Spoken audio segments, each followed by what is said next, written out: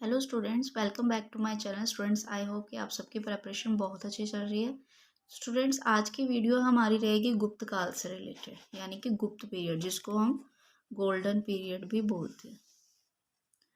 Okay, ये इसी के रिलेटेड आज मैं आपको सारा का सारा डिटेल में समझाऊंगी कि इसके कौन कौन से किंग आए, कौन कौन से शासक थे, सारे क्या क्या किनके मेन मेन वर्क क्या थे, वो सारा डिटेल में करेंगे। स्टूडेंट्स, वीडियो शुरू करने से पहले जिन भी स्टूडेंट्स ने मेरे चैनल को सब्सक्राइब नहीं किया तो स्टूडेंट्स प्लीज़ सब्सक्राइब कर लीजिए, ताकि आपको आने वाली day to day video easily मिल सके। ओके स्टूडेंट्स, तो स्टार्ट करते हैं वीडियो। आज का हमारा टॉपिक क्या रहेगा? गुप्त काल। स्टार्टिंग में सबसे पहले इसके कुछ सोर्सेज हैं जिससे इन गुप्त काल के बारे में पता चलता है। जैसे कि सबसे पहले सोर्सेस में क्या है? साहित्य, यानी कि लिटरेचर में कुछ इन्होंने बुक्स लिखी। कौन कौन सी है? देवी चंद्रगुप्तम, मुद्रा राक्षस है, कामसूत्र है, और कालिदास की जितनी भी रचनाएं हैं, कालिदास की जितनी लिटरेचर है, वो सारी की सारी गुप्त पीरियड में ही लिखी गई है। नेक्स्ट आ जाते हैं कुछ लेख। लेख क्या है? एक है प्रयाग प्रशस्ति लेख, ऐरण अभिलेख, ताम्रपत्र और मोहरों पर लेख। यानी कि एक इनमें से जो इम्पोर्टेंट है वो प्रयाग प्रशस्ति और ऐरण अभिलेख बहुत इंपॉर्टेंट है। ताम्रपत्र होता है जो ताड़ के पत्तों पे लिखा जाता है, ठीक है। और जो मोहर यानी कि जो स्टेम्प्स होती हैं उन पर भी कुछ ना कुछ लिखा गया, वो भी किस टाइम के है? गुप्त पीरियड के। अब इनकी जो मुद्रा करेंसी थी वो क्या थे? सिक्के थे। सिक्के इस टाइम पे कौन से थे? गोल्ड के, सोने के सिक्के थे, ठीक है। इसी टाइम पे धार्मिक कला, जो इन सिक्कों पर क्या क्या कौन कौन सी पिक्चर्स होती थी? धार्मिक कला की या फिर विदेशी व्यापार से, इन दोनों से रिलेटेड कोई ना कोई पिक्चर इन कॉइन्स पर रहती थी।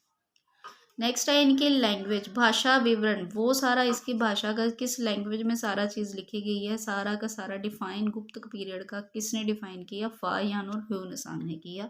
ये दोनों चीनी यात्री थे जो कि यहाँ पर इसी गुप्त पीरियड में ही ये इंडिया में आए थे। चलिए स्टार्ट करते हैं इसका। कुछ लिस्ट मैंने एक रेडी की है जिसमें प्रमुख शासक इसके रहेंगे। जैसे सबसे पहले शासक कौन थे? श्रीगुप्त और घटोत्कच।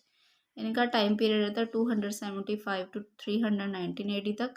चंद्रगुप्त फर्स्ट जो थे 319 टू 335 एडी। इसके बाद आते हैं समुद्रगुप्त, उनकी टाइमिंग रहती है 335 टू 375 एडी। नेक्स्ट इनके बाद आते हैं रामगुप्त, ये कुछ टाइम के लिए थे। उनके बाद थे चंद्रगुप्त सेकंड, जिनको विक्रमादित्य भी बोला गया है। इनकी टाइम पीरियड क्या है? 380 टू 412 एडी। और इनके चंद्रगुप्त के बाद आते हैं कुमारगुप्त फर्स्ट, 450 टू 455 एडी। इनके बाद आते हैं भानुगुप्त, वो भी कुछ टाइम के लिए थे। और नेक्स्ट आते हैं स्कंदगुप्त, जिनकी टाइमिंग है 455 टू 467 एडी। लास्ट इनके जो लास्ट शासक थे, अंतिम शासक जिसको बोल सकते हैं, वो है विष्णुगुप्त, जिनकी टाइमिंग क्या थी? 445 टू 550 ठीक है स्टूडेंट, ये एक टाइमलाइन है। ये नोट डाउन कर लेना, क्योंकि इससे इजीली हो जाएगी। एग्जाम में मोस्टली इनकी या तो सीरीज पूछी जाती है या फिर इनकी टाइम पीरियड पूछी जाती है, तो ये टाइमलाइंस आपको हेल्पफुल रहेगी काफ़ी उन सीरीज को लर्न करने में। ओके, नेक्स्ट करते हैं। सबसे पहले इसके जो थे शासक श्रीगुप्त, जिनकी टाइम पीरियड क्या है? 240 टू 280।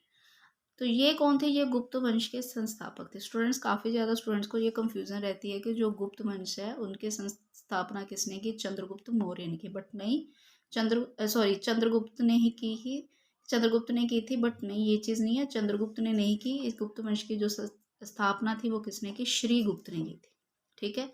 और इसका वर्णन किसमें है? प्रयाग प्रशस्ति अभिलेख में सारा का सारा इनकी स्थापना का वर्णन किया गया।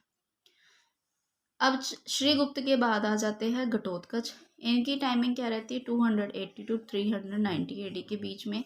अब ये श्रीगुप्त के उत्तराधिकारी थे। अब ये श्रीगुप्त के बाद यानी कि कौन थे? घटोत्कच थे, ये उनके उत्तराधिकारी थे। और ये इनकी कौन सी उपाधि थी? महाराज की उपाधि किनको मिली? घटोत्कच को। ये ऐसी उपाधियां पूछी जाती हैं एग्जाम्स में, काफ़ी आती हैं। नेक्स्ट आ जाता है चंद्रगुप्त फर्स्ट, 319 से 335 एडी तक इनकी टाइम पीरियड है।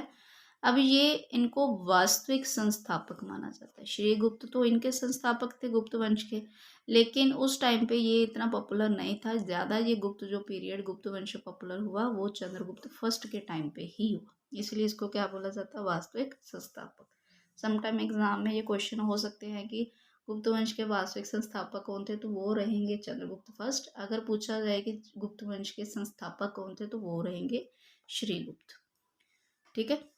अब चंद्रगुप्त फर्स्ट का क्या था, वो वास्तविक संस्थापक थे। और गुप्त संवत, इन्होंने गुप्त संवत चलाया कब, 319 ईस्वी में, एडी।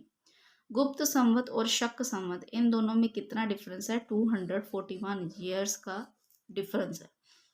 दो कैलेंडर्स हैं, एक है गुप्त संवत, एक है शक संवत। इन दोनों में 241 यानी कि 241 वर्षों का ईयर्स का डिफरेंस है। अब इनको क्या, कौन सी उपाधि मिली, इनको महाराज अधिराज की उपाधि मिली चंद्रगुप्त फर्स्ट को। ठीक है स्टूडेंट्स। नेक्स्ट है इनका विवाह कैसे हुआ, इनकी मैरिज लिच्छवी वंश की इनकी जो मैरिज हुई लिच्छवी वंश की राजकुमारी कुमार देवी के साथ हुआ। उसके साथ विवाह करवाकर चंद्रगुप्त फर्स्ट को वैशाली राज्य की प्राप्ति हुई और उसके राज्य का विकास हुआ। यानी कि इनकी मैरिज किसके साथ हुई, लिच्छवी वंश की एक राजकुमारी थी कुमार देवी। जब इनका उनके साथ मैरिज हुई तब उनको एज ए गिफ्ट में क्या, कौन सा राज्य मिला, वैशाली। ठीक है। और गुप्त काल में सर्वप्रथम सिक्के, सबसे ज्यादा जो गुप्त काल में सिक्के चलाए वो किसने चलाए, चंद्रगुप्त फर्स्ट ने ही चलाए थे। चंद्रगुप्त फर्स्ट ने अपनी पत्नी कुमार देवी के नाम पर भी सिक्के चलाए। इन्होंने अपनी जो वाइफ थी कुमार देवी, उनके नाम पर भी सिक्के चलाए। इस पर इसे राजा रानी आकृति के सिक्के भी चलाए। ठीक है स्टूडेंट्स, क्लियर। नेक्स्ट आ जाते हैं समुद्रगुप्त। समुद्रगुप्त की टाइम पीरियड क्या रहती है, 335 टू 345 एडी तक। अब चंद्रगुप्त फर्स्ट का तथा लिच्छवी वंश का ये कुमार देवी का पुत्र और उत्तराधिकारी था। अब जो समुद्रगुप्त थे ये चंद्रगुप्त फर्स्ट, और जो लिच्छवी वंश की राजकुमारी थी कुमार देवी, ये उन दोनों का पुत्र था। ये यानी कि ये चंद्रगुप्त का उत्तराधिकारी भी था। पीसेंट स्मिथ ने चंद्रगुप्त को समुद्रगुप्त को भारत का नेपोलियन भी कहा। ये मोस्ट इम्पोर्टेंट है, कई बार एग्जाम्स में आता है कि भारत का नेपोलियन किसे कहा गया, तो वो किसे कहा गया, समुद्रगुप्त को। हरिसेन के प्रयाग प्रशस्ति अभिलेख से समुद्रगुप्त के नियमों का उल्लेख है। समुद्रगुप्त ने अपने राज्य में कुछ रूल्स बनाए थे, उनका फुली डिटेन किसमें है, हरिसेन के प्रयाग प्रशस्ति अभिलेख में मिलता है। अब इसने आर्यव्रत के 9 राजाओं और दक्षिण भारत के 12 राजाओं, यानी कि आर्यव्रत के 9 राजाओं को हराया और दक्षिण भारत के 12 राजाओं को इसने हराया था। अशोक द्वारा निर्मित यह अभिलेख और कौशाम्बी में था, जिसे अकबर ने प्रयाग में। अब ये जिस अभिलेख में ये सारी इसकी जो जीत का पूरी डिफाइन है, वो किसमें है, एक अभिलेख में मिला है जो कि अशोक द्वारा अभिलेख बनाया गया था, उसमें ही ये सारा डिफाइन किया गया था। इस अभिलेख ये कहाँ था, कौशाम्बी में था, और इसे अकबर ने प्रयाग में स्थापित किया था। ठीक है। और इसी अभिलेख पर जो स्तंभ पर जहांगीर और बीरबल का भी वर्णन है। Okay students. नेक्स्ट है समुद्रगुप्त को कविराज की उपाधि भी दी गई थी। ये बहुत अच्छा कवि भी था, इसने सिक्के बनाए, इसके टाइम पे जो सिक्के बने थे उस पर इसको वीणा बजाते हुए भी दिखाया गया है, जिसकी वजह से इसको कविराज की उपाधि भी दी गई। नेक्स्ट, ये किस धर्म से रिलेटेड था, विष्णु का उपासक था। ये हिंदू धर्म विष्णु धर्म को मानने वाला ही सेम ही है वो दोनों। ठीक है। उपाधि धारण कर, अब इसने उपाधि कौन सी मिली इसको, अश्वमेध कर्ता की उपाधि मिली। सबसे अधिक अश्वमेध यज्ञ समुद्रगुप्त ने ही करवाए, इसी वजह से इसको ये वाली उपाधि मिली। अब समुद्रगुप्त को 100 युद्धों का विजेता भी कहा गया। ठीक है स्टूडेंट्स, समुद्रगुप्त को 100 युद्धों का विजेता भी कहा गया है। इसे बहुत ही अच्छा संगीतकार भी माना गया, इसी वजह से इसके वीणा बजाते भी दिखाया गया है इसके सिक्कों पर। ओके। नेक्स्ट है, संगवर्मन ने समुद्रगुप्त से बोधगया में एक और बुद्ध विहार बनाने की आज्ञा प्राप्त करने के लिए राजमोहन भेजा था। यानी कि संगवर्मन ने समुद्रगुप्त के दरबार में ही बोधगया में बुद्ध विहार बनाने के लिए उसके दरबार में राजदूत भेजा था। और समुद्रगुप्त ने 6 प्रकार के सोने के सिक्के जारी किए। कितने टाइप्स के इसने, 6 टाइप्स के सोने के सिक्के जारी किए। कौन कौन से था? एक था गरुड़ वंश, धनुधारी, युद्ध कुल्हाड़ी थी, परशुधारी था, और शेर संहारक, अश्वमेघ आकृति और वीणावादक। ये 6 टाइप के इसने क्या थे, जो कि सोने के सिक्के जारी किए। इसके बाद आ जाता है रामगुप्त। रामगुप्त का टाइम पीरियड क्या है? 375 टू 380 तक। समुद्रगुप्त का ये उत्तराधिकारी था। यह एक अयोग्य शासक था। इसने सर्वप्रथम चांदी के सिक्के जारी किए। इसने कौन से सिक्के जारी कर दिए? चांदी के सिक्के जारी किए सबसे पहले यानी कि जो चांदी के सिक्के जारी करने वाला शासक कौन था? वो रामगुप्त था। ओके स्टूडेंट्स, नेक्स्ट आ जाता है Chandragupta second. Chandragupta second main शासक थे इनकी टाइमिंग क्या है? 375 टू 415 तक एडी तक। इनका नाम इनके चंद्रगुप्त के और भी कई नाम थे, जैसे देवगुप्त, देवराज, देवश्री, विक्रमसाक, परम भागवत, विक्रमादित्य। ये सारे नामों से इसे जाना जाता था।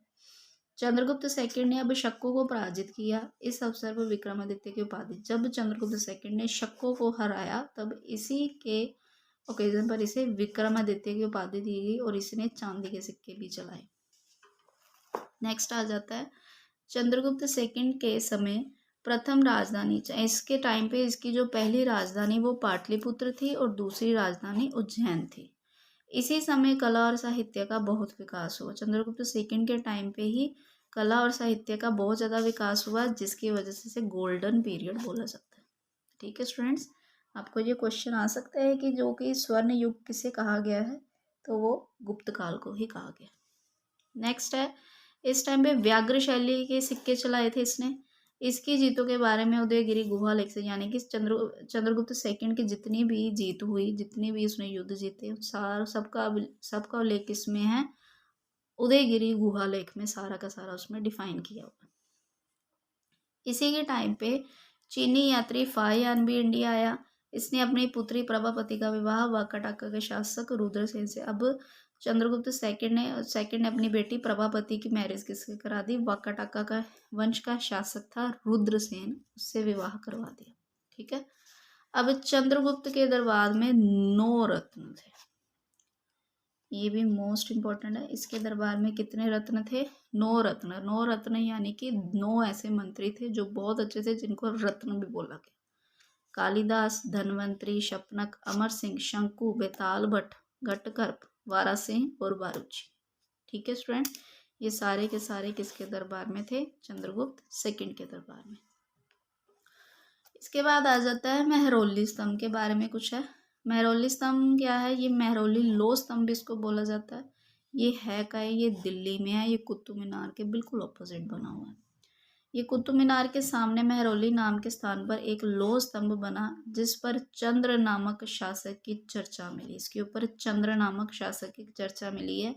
इसे चंद्रगुप्त सेकंड का स्तंभ भी बोला जाता है।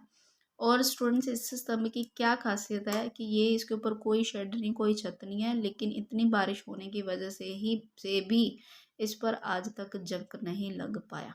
ठीक है स्टूडेंट्स, ये वैसे का वैसे ही, जिसकी वजह से ये काफ़ी ज़्यादा ऑलमोस्ट साइंटिस्ट जो है ये चीज़ देखने की कोशिश करते रहते कि ये आखिर बना किस चीज़ का है, इस पर जो अभी तक जंग नहीं लग पाया। ठीक है, नेक्स्ट रहता है हमारा, अगले शासक आ जाते हैं कुमारगुप्त फर्स्ट। 412 टू 454 एडी की टाइम पीरियड इनकी। अब ये कौन थे? ये रामगुप्त का पुत्र था और चंद्रगुप्त सेकंड का ये उत्तराधिकारी था। ठीक है, सबसे अधिक अभिलेख कुमारगुप्त फर्स्ट के टाइम पे ही मिले। अब ये पुष्यमित्र शुंग का जो हमला था वो इसी समय हुआ था। इस हमले के विरुद्ध कुमारगुप्त ने अपने पुत्र स्कंदगुप्त को भेजा था। जो पुष्यमित्र शुंग वंश के शासक थे, उनका हमला कुमारगुप्त फर्स्ट के टाइम पर ही हुआ। इस हमले को दबाने के लिए इसने किसको भेजा? अपने पुत्र स्कंदगुप्त को भेजा था। ठीक है, नेक्स्ट है, इसने मयूर आकृति वाले चांदी के सिक्के चलाए। अब इसने, ये भी इम्पोर्टेंट चीज़ है कि एग्जाम में क्वेश्चन आ सकता है कि मयूर आकृति वाले चांदी के सिक्के किसने चलाए, तो वो कुमारगुप्त ने ही चलाए थे। इन सिक्कों को कार्तिक आकृति भी बोला जाता था। अब कुमारगुप्त फर्स्ट के टाइम पर ही जो नालंदा यूनिवर्सिटी थी वो स्थापना हुई, इसने ही स्थापना करवाई। अब ये अभिलेखों में इन्हें जो नालंदा यूनिवर्सिटी है इसे अभिलेखों में महारहार भी बोला जाता है। इस यूनिवर्सिटी में क्या था कि बुद्ध धर्म के साथ साथ वेद वेदांग धर्मशास्त्रों की शिक्षा भी दी जाती थी। और मोहम्मद गौरी के ये और स्टूडेंट्स आगे जाके क्या हुआ कि मोहम्मद गौरी के जनरल और कुतुबुद्दीन ऐबक के सेनापति बख्तियार खिलजी ने क्या किया, नालंदा यूनिवर्सिटी को नष्ट करवा दिया था। ठीक है स्टूडेंट्स, बनाया किसने था, बनी ये कुमारगुप्त फर्स्ट के समय, और इसको डिस्ट्रॉय किसने किया, बख्तियार खिलजी ने। नेक्स्ट आ जाता है हमारा स्कंदगुप्त। अगले शासक है स्कंदगुप्त, जिनकी टाइम पीरियड क्या है 455 टू 465 एडी तक की है। अब ये कौन थे, ये कुमारगुप्त के उत्तराधिकारी थे। ये अंतिम शक्तिशाली शासक थे, यानी कि इनके बाद जितने भी गुप्त वंश में शासक आए वो शासक तो थे लेकिन वो शक्तिशाली नहीं थे। ले वैसे जो लास्ट शासक थे वो विष्णुगुप्त थे, लेकिन अंतिम अगर शक्तिशाली शासक की बात की जाए तो वो स्कंदगुप्त थे। इन्हें कौन सी उपाधि मिली, इन्हें देवराज यानी कि विक्रमादित्य की भी उपाधि मिली इन्हें भी। स्कंदगुप्त ने मौर्य द्वारा बनाई सुदर्शन झील सौराष्ट्र में इसका पुनर्निर्माण, जो कि मौर्य वंश के शासकों ने एक झील बनाई थी सुदर्शन झील, उसका पुनर्निर्माण किसने करवाया था, स्कंदगुप्त ने। ये सुदर्शन झील कहाँ पड़ती है, ये सौराष्ट्र में पड़ती है। इसी के स्कंदगुप्त के टाइम पर ही हुनों का आक्रमण हुआ। ये आपने पीछे देखा कि इनके पिता जो थे कुमारगुप्त, उसके टाइम पर हुनों का आक्रमण हुआ। कुमारगुप्त ने अपने बेटे स्कंदगुप्त को ही इस आक्रमण को दबाने के लिए भेजा था। ठीक है, और स्कंदगुप्त ने 455 एडी में क्या किया, हुनों को पराजित कर दिया। स्कंदगुप्त के बारे में बस इतना सा ही है, ज़्यादा इससे ज़्यादा एग्जाम में नहीं पूछा जाता। नेक्स्ट आ जाते हैं भानुगुप्त। भानुगुप्त की टाइम पीरियड 510 एडी के आसपास की है। अब इनके बारे में जो लेख मिलता है वो ऐरन अभिलेख में मिलता है। ठीक है, ऐरन अभिलेख से एक और चीज़ हमें पता चलती है, जो सती प्रथा थी, जो सती होती थी या जो सती भी हुई थी, उसके बारे में सारा का सारा अभिलेख किसमें डिफाइन मिलता है, वो सारा ऐरन अभिलेख में मिलता है। ठीक है स्टूडेंट्स, और इसी टाइम के लास्ट शासक थे विष्णुगुप्त, जिनको अंतिम शासक बोला जाता है। इनकी टाइम पीरियड क्या थी, 550 एडी। इसके बाद की जो गुप्त वंश था वो समाप्त हो गया। ठीक है स्टूडेंट, आई होप कि आज की आपको वीडियो बहुत अच्छी लगी होगी। स्टूडेंट्स, मैं ये चीज़ देख रही हूँ कि काफ़ी ज़्यादा स्टूडेंट्स कुछ ऐसे हैं जो वीडियो देख तो लेते हैं बट चैनल को सब्सक्राइब नहीं करते। बच्चे प्लीज़ सब्सक्राइब करिए चैनल को एंड शेयर ज़रूर करिए, ताकि आने वाली वीडियो आपको इजीली मिल सके और किसी और स्टूडेंट्स तक भी इस वीडियो का फ़ायदा पहुँच सके। ओके, ठीक है, फिर मिलते हैं नेक्स्ट वीडियो में। Bye bye.